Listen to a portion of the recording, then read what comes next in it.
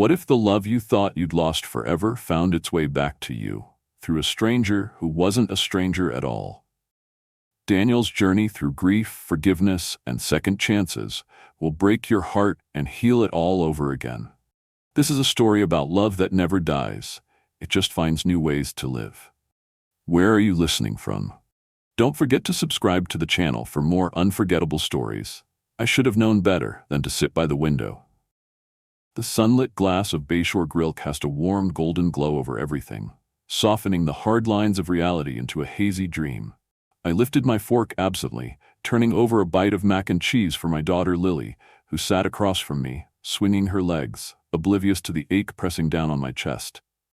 Sundays were the hardest. Hannah and I had made a ritual out of them. Lazy brunches, long walks by the water, stolen kisses when Lily wasn't looking. Now it was just me and Lily, piecing together something that resembled life out of routines and half-hearted smiles.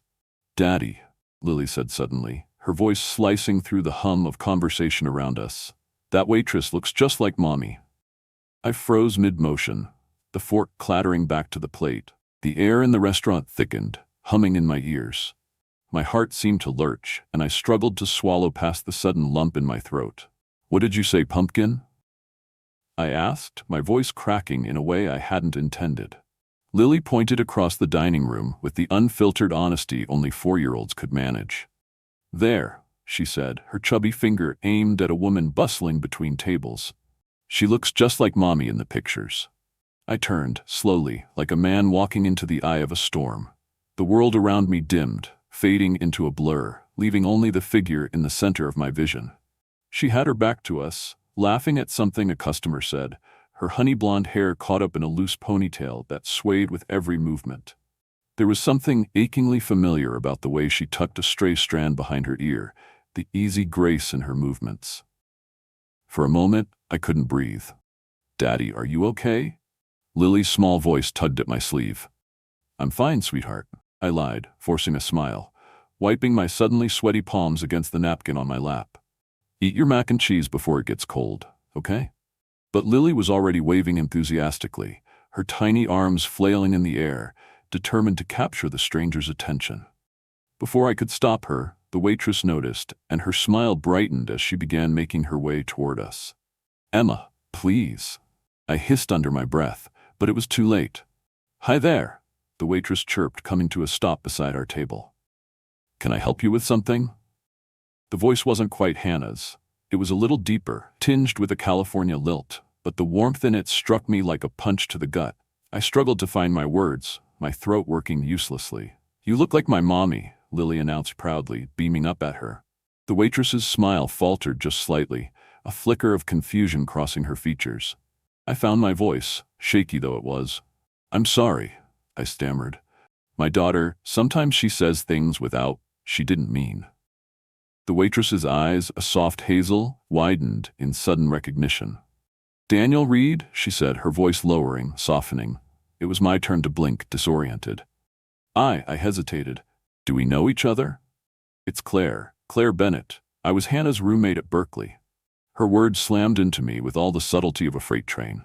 I saw Lily glance up at me, confused by the way my hands gripped the edge of the table, whitening at the knuckles. How is she?" Claire asked, her voice tentative, searching. For a second, I couldn't find air. Couldn't find words. The grief I had spent the last 18 months hammering into a manageable shape surged forward, raw and violent. "She."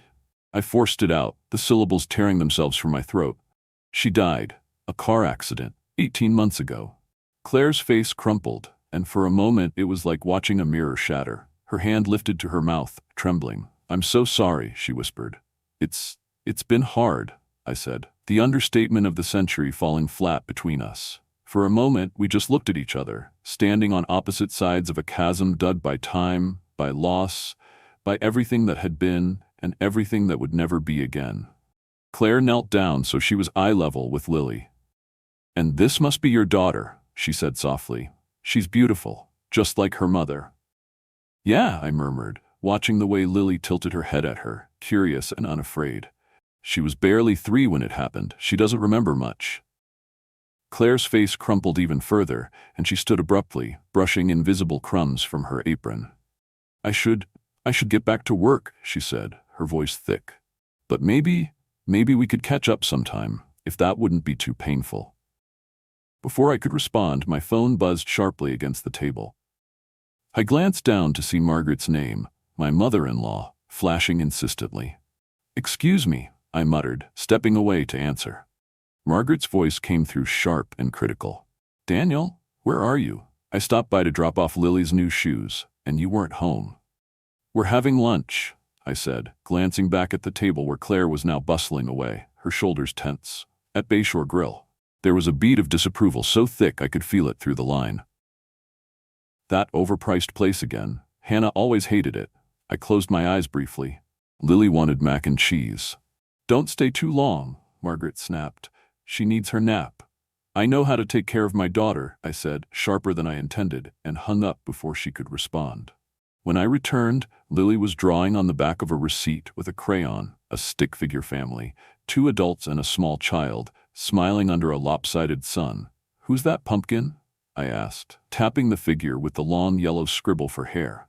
"That's the lady who looks like Mommy," Lily said matter-of-factly. "Can she come home with us?" I smiled weakly, not knowing how to explain the impossibility of it. Just then, Claire returned, slipping our check onto the table. "I added an extra cookie for her," she said, her smile tentative. "On the house." "Thank you," I managed then, before my better judgment could interfere. I blurted, "Actually, Claire, could I get your number?" Her eyebrows lifted in surprise, but she didn't hesitate. She scribbled it on the back of the receipt, tore it off, and handed it to me. I tucked it into my pocket without looking. Neither of us noticed Margaret standing by the entrance, her face darkening like a brewing storm, watching the 3 of us, the family that was supposed to have stayed frozen in grief, laughing softly under the golden afternoon light. The drive home was unusually silent. Lily dozed in the back seat, her small hand clutching the napkin with Claire's number on it like a treasure. In the rearview mirror, I caught sight of Margaret's sedan trailing behind us, a shadow I hadn't invited, a judgment I wasn't sure I was ready to face. But for the first time in what felt like forever, as I drove through the winding streets back toward the lonely house on the hill, I felt something shift in my chest, a tremor of something dangerous, reckless, and profoundly alive. Help. And that, I realized with a surge of guilt and wonder, terrified me more than anything else. The scrap of paper with Claire's number burned a hole in my pocket all afternoon. At home, Lily busied herself in the living room, arranging her stuffed animals into a tea party that only she and her memory of Hannah could properly attend. I watched her from the kitchen, my coffee cooling untouched in my hands. I knew I should let it go. One strange meeting, a few painful memories, a woman who only looked like the past. But some part of me, deep and stubborn, refused to move on so easily. Maybe it was the way Lily had looked at Claire, with the wide-eyed certainty that only a child's heart could afford. Or maybe it was the flicker of something I saw in Claire's face when she recognized me. Shock, sadness, and something else. Something that looked a lot like regret. By the time Lily was down for her nap, her little hand still clutching her crayon masterpiece, I had already pulled out my phone 3 times, thumb hovering over Claire's number. On the 4th try, I finally hit dial. She picked up on the 2nd ring. "Hello?" I hesitated, suddenly unsure of what to say. "It's Daniel," I said finally. "From the restaurant." There was a beat of silence and then warmly, "Hi, Daniel. I know this is strange," I rushed on, "and you're probably busy, but would you have time to talk? Maybe? Explain a little?" She hesitated. I could hear it, the quick inhale, the careful choosing of words. "I get off work in an hour," she said. "There's a coffee shop across the street, Harbor Roast. Would that work?" "Yeah," I said before I could overthink it. Yeah, it would. An hour later, I sat in the corner of Harbor Roast, a chipped mug of black coffee cooling in front of me, my hands restless against the table. Claire slipped in through the door, her hair now down, tumbling in soft waves around her face. She wore a worn jean jacket over her uniform, and no makeup, but she still managed to pull something tight in my chest. "Hey," she said, sliding into the seat across from me. Her smile was tentative. "Hey," I echoed, feeling every bit as awkward as a teenager on his first date. For a while, we just sipped our coffee, letting the clink of mugs and low background music fill the space between us. It's strange, seeing you again, she said finally, voice low. I wasn't sure you even remembered me. Claire. I leaned forward, elbows on the table. You were Hannah's best friend. Of course I remember you. She smiled, but it didn't quite reach her eyes. Best friend, she said quietly. Yeah, for a time. Something in her tone made me pause. What happened? She stared into her coffee, tracing a fingertip around the rim of the mug. We lost touch after college, she said. Life pulled us in different directions. It was a practiced line, neat, safe, but it wasn't the whole truth. I could see it in the way her hand trembled slightly as she lifted her cup. You were roommates, I prompted gently. I remember Hannah telling me that much. Claire laughed under her breath, a small, humorless sound. We were more than that once. Not romantically, she added quickly when she saw my eyebrows lift. We were sisters, almost. Thick as thieves. I thought we'd be in each other's lives forever. But you weren't, I said softly. She shook her head. No. After graduation, after you two started getting serious, she pulled away. That tightened something in my gut. Was it because of me? Claire hesitated long enough for the answer to be clear. Not because you did anything wrong, she said finally. Because she was scared. Scared of what? Of losing you. The words hung between us, heavy as stone. I don't understand, I said after a long moment. Claire smiled sadly. You were everything she wanted, Daniel, and she loved you with her whole heart. But Hannah always struggled with insecurity, with believing she deserved the happiness she found. She never showed that to me, I whispered. She wouldn't, Claire said. She wanted to be perfect for you. A lump formed in my throat, thick and bitter. I admired her so much, Claire continued.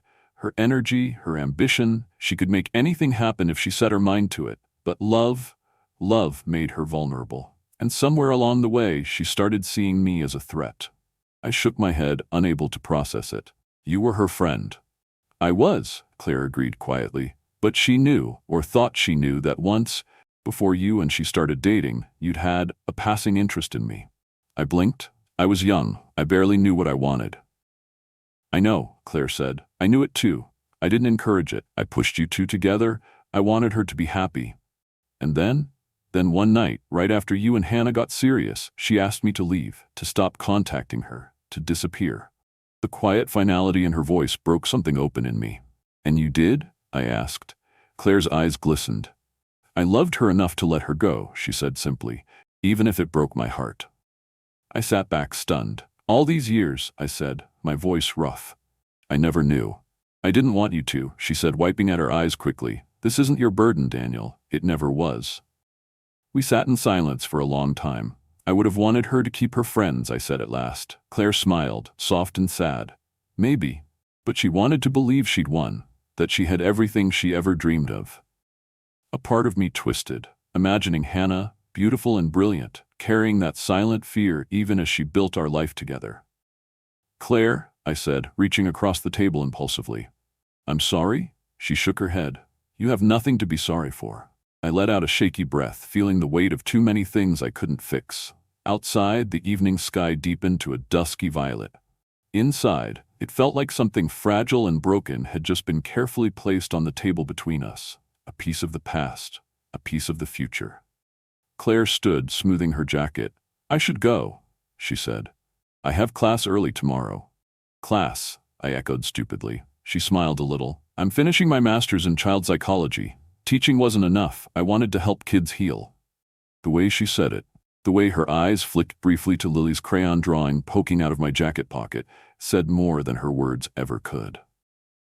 Maybe, I said hesitantly, standing too.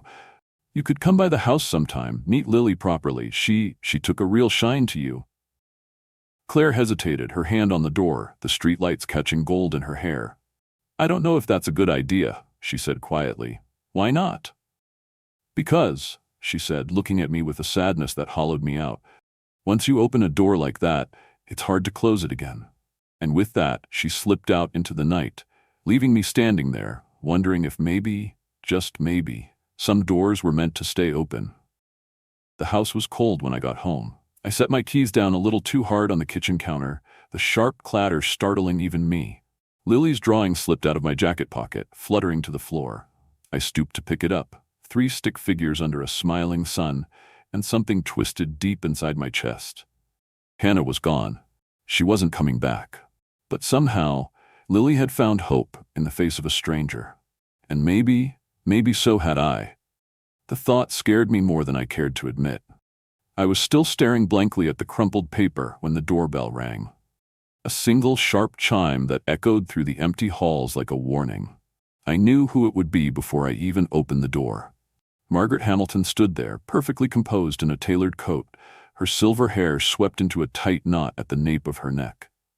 In her arms, she held a small box wrapped in cheerful paper, no doubt a gift for Lily, but her face was anything but cheerful. "Daniel," she said crisply, "we need to talk." I stepped aside, letting her sweep past me into the living room, her perfume, something sharp and floral, filling the space like an accusation. "Lily's asleep," I said quietly. "Good," she said, setting the box down on the coffee table. "This conversation isn't for little ears." I crossed my arms over my chest, bracing myself. "What's this about, Margaret?" She turned to face me, her eyes narrowing. "You know exactly what this is about?" I said nothing. "I saw you," she continued, each word precise, cutting. "At the restaurant, with her." I lifted my chin. "Her name is Claire Bennett." "I know exactly who she is," Margaret snapped. "Hannah's old roommate, the one who disappeared without a word." I frowned. "You knew about her?" "Oh, I knew," Margaret said, her voice dripping with contempt. "I knew Hannah asked her to stay away, to protect what she had with you." I felt like the floor had shifted under my feet. "You don't know the full story," I said, but even as I said it, I knew how hollow it sounded. Margaret stepped closer, her blue eyes flashing. "I know enough. I know Hannah spent years terrified that you might one day see Claire again and remember that she was the one you noticed first." I shook my head. "That's not fair. I loved Hannah, I still do." Margaret's voice softened, but it lost none of its sharpness. "And yet, less than 2 years after her death, you're falling for her ghost." I flinched. "Claire isn't Hannah, she's her own person." "She looks like Hannah," Margaret said, almost spitting the words. "She moves like her, talks like her. Don't tell me you don't see it." "I see it," I admitted, voice rough. "How could I not? But that's not why." I stopped myself, realizing I didn't even know how to finish the sentence. Wasn't it? Wasn't some part of me still chasing shadows? Margaret took the silence as victory. "I am telling you this because you are my family now," she said, her voice softening into something dangerously close to pity. "Because I love Lily. Because I loved Hannah more than life itself. And because if you let that woman into your life, into Lily's life, you will be betraying everything Hannah believed she had with you." I closed my eyes, feeling the words like hammer blows. "I need you to think about what you're doing," Margaret said. "Not just for yourself, for Lily, for the memory of my daughter." When I opened my eyes, she was already at the door, her back stiff with restrained fury. "I'll see myself out," she said. The door clicked shut behind her, leaving a silence so deep it rang in my ears.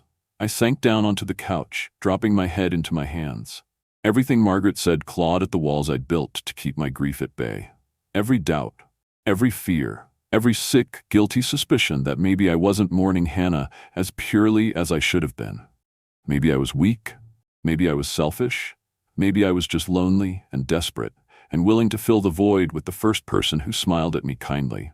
But when I closed my eyes, I didn't see Hannah's face. I saw Lily's. Bright, innocent, full of hope. And beyond her I saw Claire, not as a ghost, but as a woman with her own wounds, her own quiet strength, her own way of bringing light into the places I thought would stay dark forever. Still, doubt gnawed at me long into the night. The next few days were a blur. Work, school runs, dinners, bedtime stories. I kept myself moving, kept myself busy, kept myself from thinking too hard. Claire didn't call. I didn't call her either. Maybe it was better this way. Cleaner, safer. But every time I looked at Lily, the way she hugged her stuffed bunny closer at night, the way she watched the door with a flicker of something like hope, I felt the knot in my chest tighten. One afternoon, while folding laundry, Lily ambushed me with the innocence only a child could summon. "Daddy," she said, tugging at my sleeve. "When is the lady coming back?" I blinked down at her, my heart stuttering painfully. "What lady, Pumpkin?" "The one who looks like Mommy," she said. "The one who smiled at me." I knelt down to her level, brushing a lock of hair behind her ear.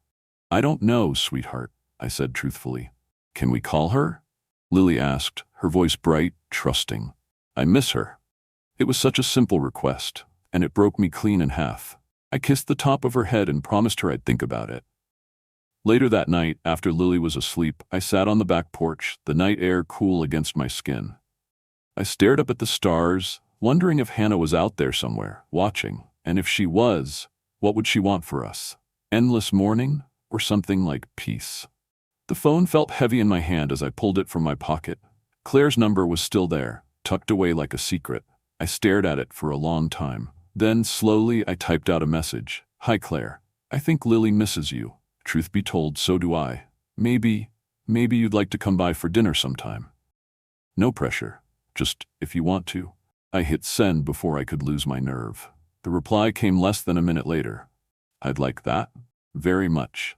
I leaned back against the porch railing, staring up at the stars until they blurred into 1,000 silent witnesses. Whatever happened next, it wouldn't be easy. It wouldn't be simple. But maybe, just maybe, it would be real. And maybe for the first time in a long time, that was enough. The first night Claire came over for dinner, I cleaned the house like a man possessed. It was ridiculous, really. Claire had already seen my mess, Lily's crayons scattered across the floor, the laundry basket perpetually half-folded, the dishes that never seemed to dry right in the rack. But somehow tonight felt different.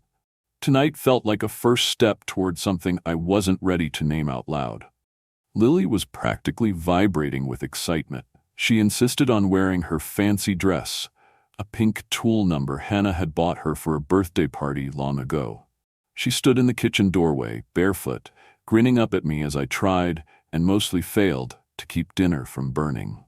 "Do you think she'll like my drawing?" she asked, holding up a new masterpiece scrawled with rainbows and stick figures. "I think she's going to love it," I said, ruffling her hair. "Now, go wash your hands before she gets here."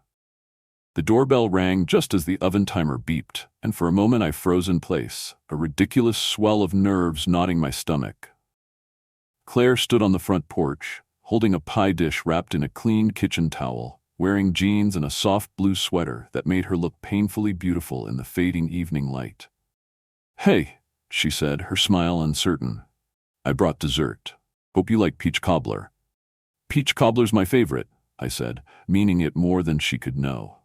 Lily barreled past me before I could say anything else, throwing her arms around Claire's waist with the kind of open-hearted affection only children can give without hesitation. "You came," Lily cried. "You really came." Claire knelt down, balancing the pie carefully. "Of course I came," she said, hugging Lily back tightly. "I missed you too, sweetheart." Watching them together twisted something deep inside me, something that had lain dormant and aching for months. It was the way Claire looked at Lily, not as a replacement or a burden, but with real, raw affection. The kind you couldn't fake. Dinner was chaotic in the way family dinners always are. Lily insisted on showing Claire every crayon drawing she had ever made, peppering her with endless questions between bites of chicken casserole. Claire answered each one with patient delight, never once making Lily feel like a nuisance. Somewhere between the laughter and the spilled lemonade and the third helping of mac and cheese, the tension in my shoulders eased. I found myself laughing too, the sound rusty but real. Afterward, while Lily colored at the table, Claire and I washed dishes together, standing side by side at the sink like we had done it 100 times before. "This feels nice," Claire said quietly, handing me a soapy plate. "Yeah," I said, drying it and stacking it carefully. "It really does." We didn't talk about the past that night. Not about Hannah. Not about promises broken or grief lingering just under the surface. It was too fragile a thing, this peace we were building. Better to let it grow roots before testing its strength. After Lily's bath, after her teeth were brushed and her favorite bedtime story read twice through, she curled up in bed, blinking sleepily. "Can she stay, Daddy?" Lily mumbled, already half asleep. "Stay forever?" Claire kissed the top of her head gently. "Sweet dreams, Lily." I stood in the hallway with Claire after, neither of us quite ready to say goodbye. "You're good with her?" I said, my voice rough. Claire smiled softly. "I've always loved kids, always wanted. She trailed off, shrugging like it didn't matter anymore. "You'd have been a great mom," I said without thinking. Something flickered across her face, grief, gratitude, something too complicated to name. "Thank you," she said, barely above a whisper. The moment stretched between us, electric and uncertain. "I should go," Claire said finally, stepping back. "Before I overstay my welcome." "You're welcome anytime," I said. "Always." She hesitated, and for a second I hoped she might stay. But she just smiled that sad, beautiful smile and slipped out into the night. After she left, the house felt different. Not emptier exactly, but suspended somehow, like it was holding its breath, waiting for her to come back. Claire started coming over more often after that. Sometimes she stayed for dinner. Sometimes she met us at the park.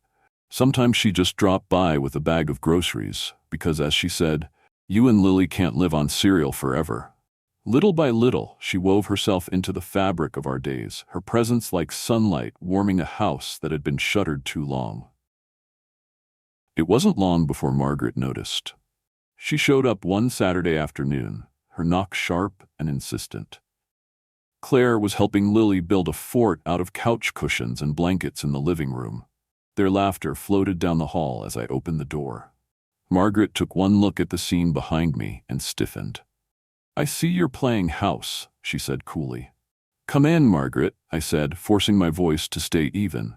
She stepped inside, her heels clicking against the hardwood floor, her gaze sweeping the room like a general surveying a battlefield. Claire looked up, her smile faltering when she saw who it was. "Margaret," she said quietly, standing. "Miss Bennet?" Margaret said, her tone icy enough to frost glass. "Or is it Mrs. Reed yet?" "Grandma!" Lily cried happily, oblivious to the tension crackling in the air. She ran over and hugged Margaret's legs. Margaret patted her granddaughter's head stiffly, her eyes never leaving mine. "I need to speak with you," she said. I glanced at Claire, who nodded quickly.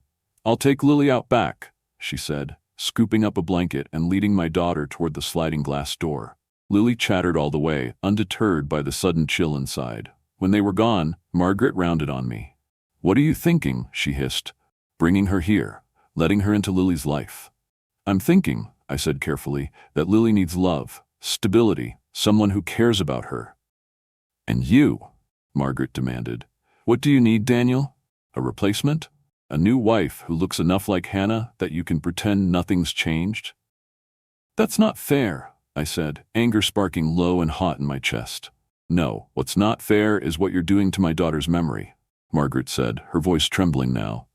"Hannah trusted you to raise Lily right, to protect her." "I am protecting her," I snapped. "You think Lily doesn't see the sadness in this house? You think she doesn't feel it, day after day?" Claire makes her smile. Claire makes her laugh again. "And what happens when it falls apart?" Margaret said. "When Claire realizes she can't live in Hannah's shadow?" "I'm not asking her to," I said quietly. "I'm not replacing Hannah. No one ever could." Margaret pressed her lips together, the fight draining out of her. I'm scared," she said finally. "Scared of losing the last pieces of Hannah I have left." "You're not losing anything," I said, my voice breaking. "You're gaining something, someone, and so are we." For a long moment, she said nothing. Then with a heavy sigh, she turned and walked toward the door. "I hope you know what you're doing, Daniel," she said, and then she was gone. Out back, I found Claire sitting cross-legged on the grass, Lily curled up against her side, the two of them laughing over some shared joke. Claire looked up when she saw me, uncertainty clouding her features. I walked toward them, feeling something inside me settle. "I'm tired of being scared," I said quietly, more to myself than to anyone. Claire blinked. "What?" I dropped down beside them, pulling Lily into my lap, and smiled at Claire over the top of my daughter's head. "Stay for dinner?" Claire's answering smile lit up the twilight like a second sun. "I'd love to." And just like that, the walls we had built around our broken hearts cracked a little more, letting the light back in.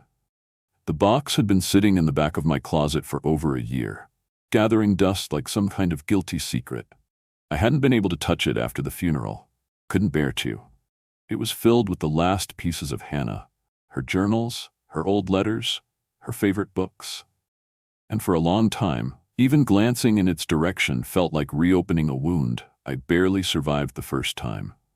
But that night, after Lily had gone to bed and the house had gone quiet, except for the soft, rhythmic hum of the dishwasher, I found myself standing in front of the closet, staring down at it. I don't even know what pulled me there. Maybe it was Margaret's words, still burning in the back of my mind. Maybe it was the way Claire had smiled at Lily today, with a tenderness that didn't belong to ghosts or memory, but something entirely new. Maybe it was the growing sense that I couldn't keep moving forward without understanding everything I was carrying behind me. My hands shook a little as I pulled the box down, setting it gently on the floor. I opened it slowly, the scent of old paper and Hannah's faint perfume rushing out like a whisper from the past. At the very bottom, under a stack of yellowed letters and a tattered copy of The Great Gatsby, I found it. A small black leather journal, its spine cracked, the pages softened from use. I almost put it back. Almost. But something stopped me. A sense, almost like a hand on my shoulder, urging me forward. I opened the journal carefully, heart hammering against my ribs, and began to read. At first it was what I expected. Daily observations, musings, snippets of poetry Hannah loved to collect. But a few pages in, the tone shifted, became heavier, sharper, more urgent. March 4th, she had written in looping, familiar handwriting. The headaches are getting worse. I told Daniel it was just stress, but I know it's not. I can feel something wrong deep inside me, like a crack running through stone. I'm scared, but I don't want to scare him. I swallowed hard, forcing myself to read on. March 12th. Saw the neurologist today. I have to go for more tests. They don't say the word, but I can see it in their eyes. I know what they're thinking. March 20th. Glioblastoma. Terminal. They gave me a timeline. Months, maybe. I laughed when they told me. Not because it was funny, but because it was so absurd. I'm 29. 29. The room tilted for a moment, and I pressed the heel of my hand hard against my forehead. She had been dying. She had known. And she hadn't told me.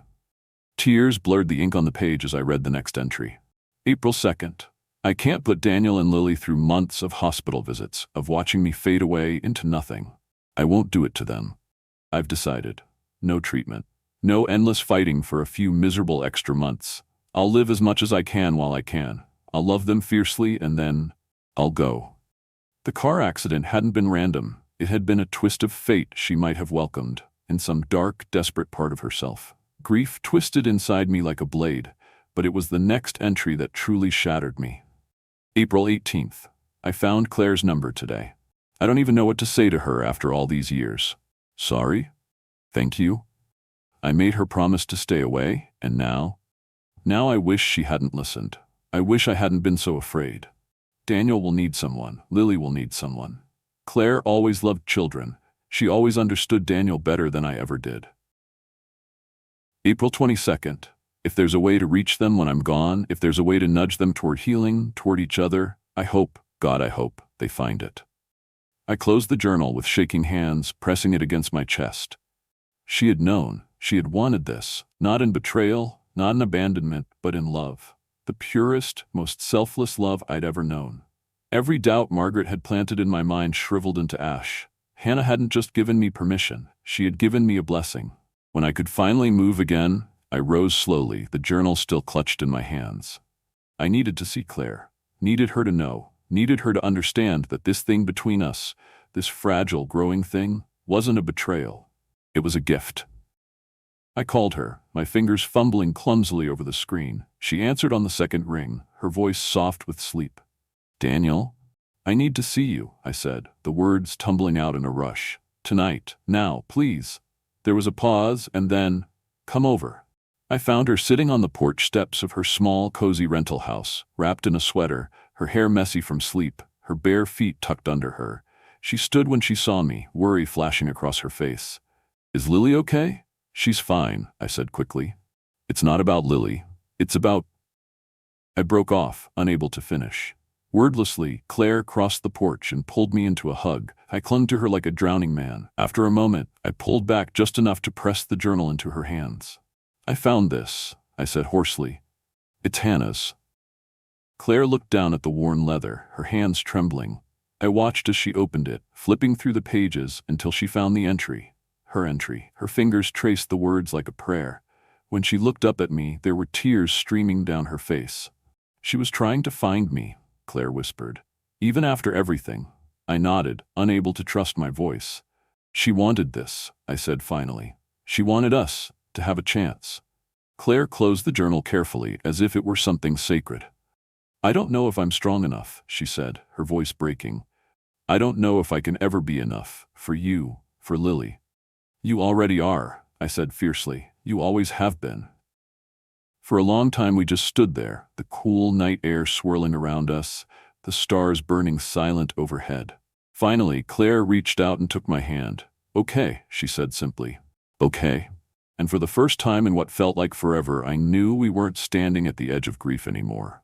We were standing at the beginning of something new, something beautiful, something fiercely, painfully alive. And Hannah, God bless her, had known it all along.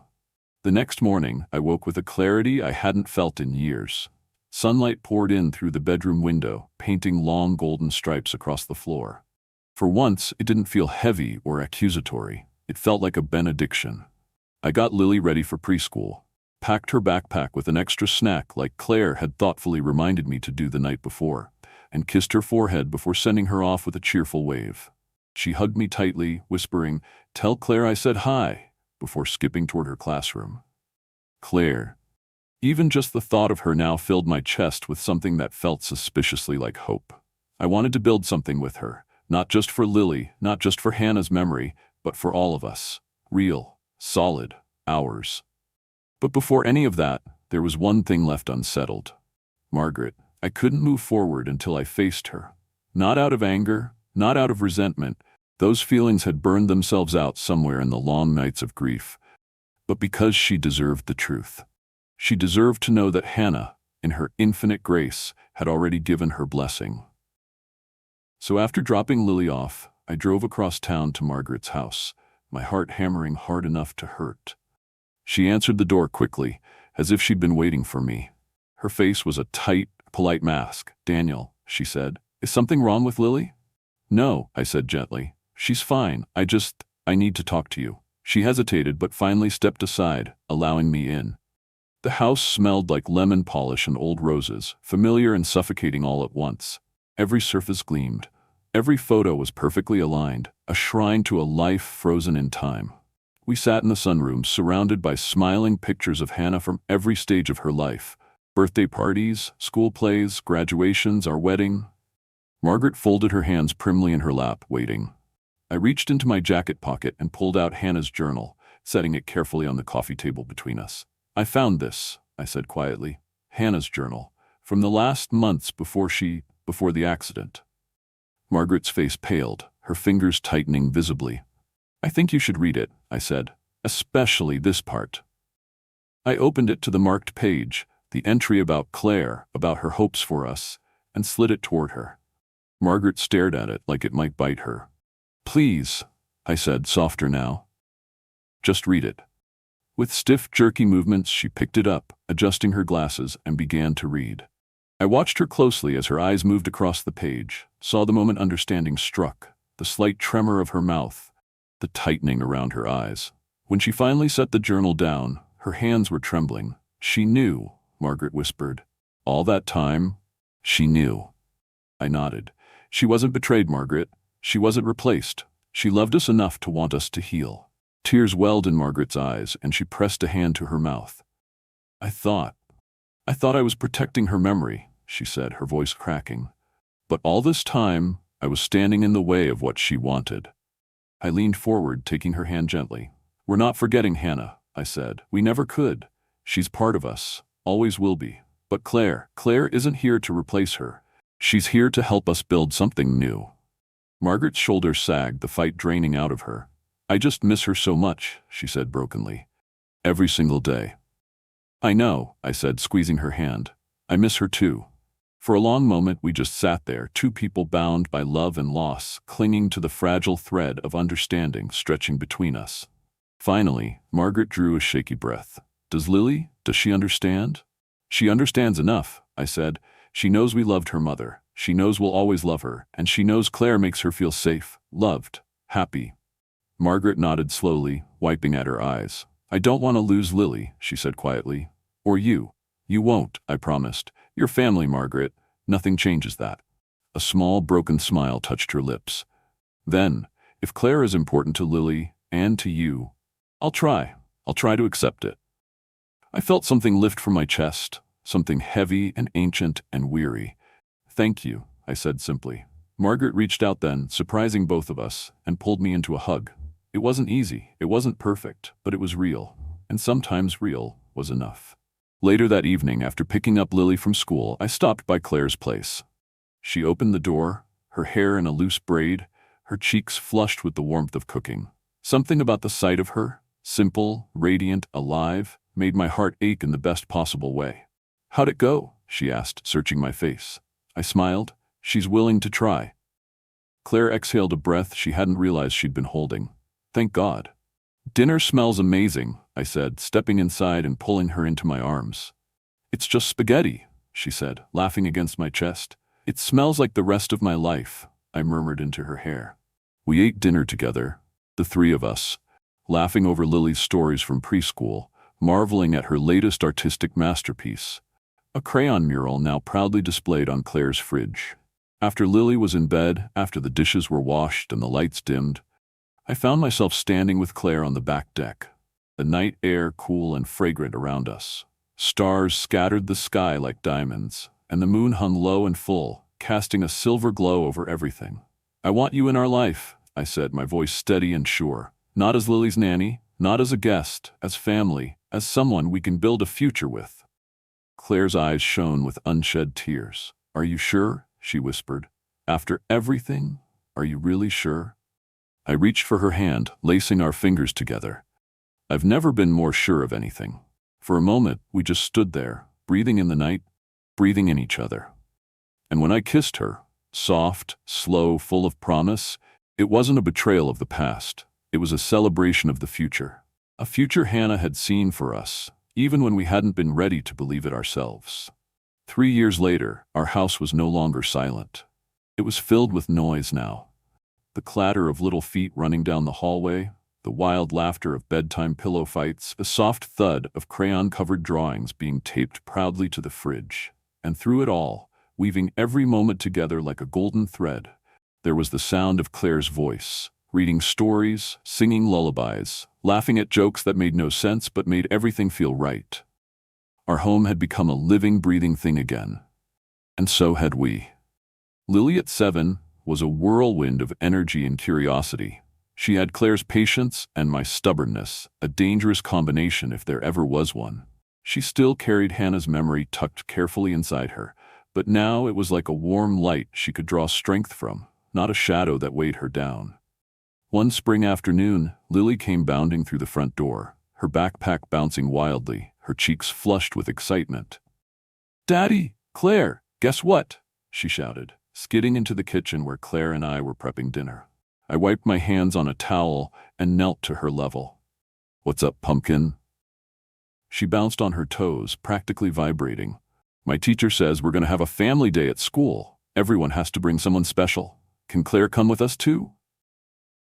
Claire, slicing carrots at the counter, paused mid-chop, her eyes flickering toward me. I smiled. "Of course, sweetheart," I said, ruffling Lily's hair. "We wouldn't miss it."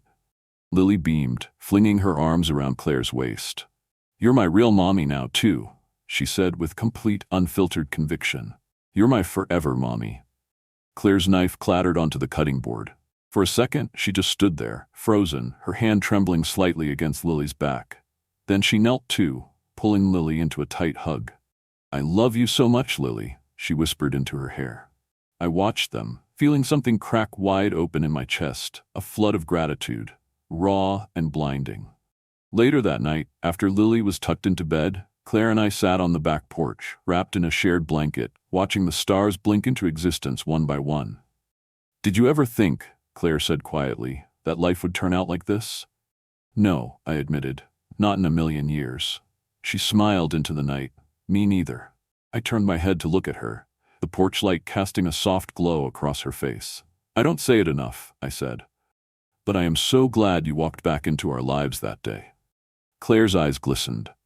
I'm glad Lily pointed me out first, she said with a small, teasing smile. We laughed quietly, the kind of laughter that only people who had known real pain could share. Laughter that tasted like survival. In the months that followed, life continued unfolding in 1,000 small, beautiful ways. Claire and I officially married the following fall. A simple ceremony in our backyard surrounded by close friends, family, and a very excited Lily who insisted on being both flower girl and ring bearer. Margaret came too. She had struggled, we all knew it. There were moments when grief still lapped at her edges, dragging her backward. But over time something in her softened. She saw the way Claire loved Lily, loved all of us. Not as a substitute, but as herself. And somehow, slowly, she made room in her heart. The day she pulled Claire aside after the ceremony, hugged her tightly and said, "Thank you for loving my granddaughter." I knew we had truly built something unbreakable.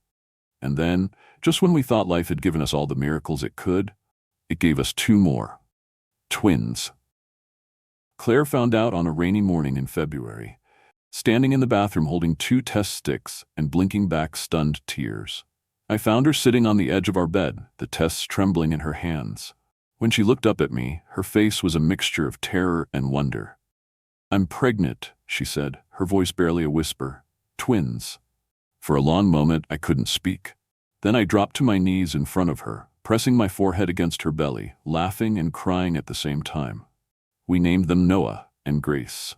Noah, for the strength it took to survive the storms. Grace, for the blessing we never saw coming.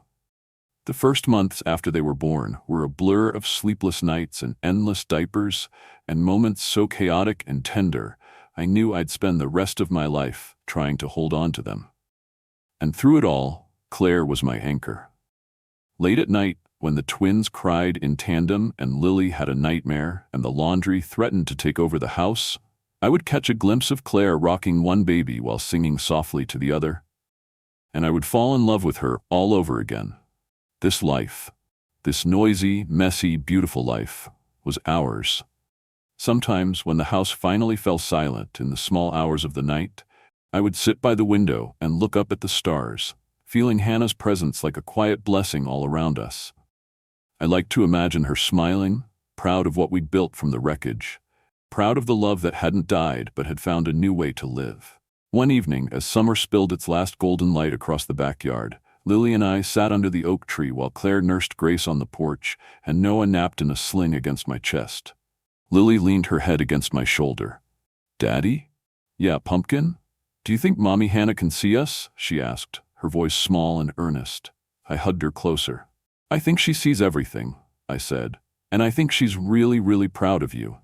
Lily smiled, satisfied. "Good," she said simply, "because I love all my mommies." Tears burned behind my eyes, but I blinked them away, pressing a kiss into her hair. "I love them too," I whispered. As the sun dipped behind the trees, casting long shadows across the grass, I closed my eyes and breathed in the moment. Not perfect, not without scars, but beautiful, real, and ours. The kind of life you fought for, the kind you built brick by careful brick after everything had been torn away, the kind Hannah had wanted for us. And somehow, against every odd, we had found it. Together. The beach hadn't changed much. The same gentle curve of sand stretched out under a sky slowly fading into twilight. The same rhythmic sigh of waves brushing against the shore. The same salty breeze that carried the scent of the ocean and memories woven so tightly into the place it almost felt sacred. We hadn't been back here since before everything fell apart. Not since the day Lily had toddled along the water's edge, Hannah chasing after her with a laugh bright enough to outshine the sun. It had taken me years to even think about coming back. But now, standing hand in hand with Claire while Lily ran ahead, her laughter pealing out over the waves, with Noah strapped against my chest and Grace gurgling happily in Claire's arms, it felt like time had finally mended something inside me. Margaret walked a few paces behind us, carrying a basket of small paper lanterns. She looked older now, the grief she carried softening into something gentler. She still wore her pearls, still straightened her back like a soldier, but there was a lightness in her eyes that hadn't been there before. She caught my gaze and gave me a small, almost shy smile. I squeezed Claire's hand and led our little group down to the quiet cove Hannah had loved so much. We gathered in a circle, the sky deepening into that magical in-between of day and night, the stars just beginning to blink awake. Margaret knelt first, her movements slow but sure, setting her lantern gently on the sand. "For my daughter," she said, her voice catching, "for all the love she gave, and for the family she left behind to carry it forward." She lit the candle inside, and the soft golden glow sprang to life, pushing back the growing dusk. Next was Lily, her hands careful, reverent. "For Mommy Hannah," she said in her small, steady voice, "I miss you, but I'm happy now, and I think you're happy too." Claire bent down beside her, holding Grace close. "For Hannah," she whispered, "for the gift of this life, for the chance to love these beautiful souls." Then it was my turn. I knelt, placing my lantern down, feeling the weight of the moment settle into my bones. "For everything you gave us," I said, my voice rough. "For every laugh, every tear, every second. For the way you loved us, and the way you still do." We lit the final lanterns together, and one by one set them afloat. They bobbed gently across the surface of the water, little points of light drifting toward the horizon. We stood there, arms wrapped around each other, watching them go. For a long time, no one spoke. Finally, Lily tugged on my sleeve. "Daddy, look," she said, pointing up at the sky. A shooting star streaked across the darkening heavens, trailing silver fire in its wake. "Make a wish," Claire whispered. But I didn't need to. Everything I could have ever wished for was right here, pressed against my side, giggling in my arms, standing steady beside me. Family, love, healing. The kind of miracle that doesn't come with fanfare or flashing lights. The quiet kind, the kind you build day by day, mistake by mistake, promise by promise, the kind that lasts. As the night deepened around us, we gathered our things and slowly made our way back up the beach. Lily rode on Claire's back, her arms looped around Claire's neck, humming some tuneless happy song. Noah slept heavily against my chest, his soft baby snores a steady rhythm against my heartbeat. Margaret walked ahead with Grace in her arms, pointing out the constellations the way Hannah used to when we were young and foolish and thought we had forever. And somehow, in that quiet walk along the sand, past and present braided themselves together so seamlessly that for the first time it didn't feel like a wound anymore. It felt like a blessing. When we reached the parking lot, I paused, taking one last look at the ocean shimmering under the stars. Claire slipped her hand into mine. "You okay?" she asked softly. I turned to her, taking in her face. The woman who had once been a stranger, a ghost from another life, kept now the heartbeat of my present, the promise of every tomorrow. "I'm more than okay," I said. "I'm home." Her smile lit up the night better than any lantern. Weeks passed, and the beach became part of our rhythm again. Picnics on the weekends, skipping rocks with Lily, building sandcastles with Noah and Grace, who shrieked with laughter every time the cold tide rushed up and kissed their tiny toes. It wasn't perfect. There were nights when grief still curled up beside me like an old familiar dog, when memories blindsided me out of nowhere.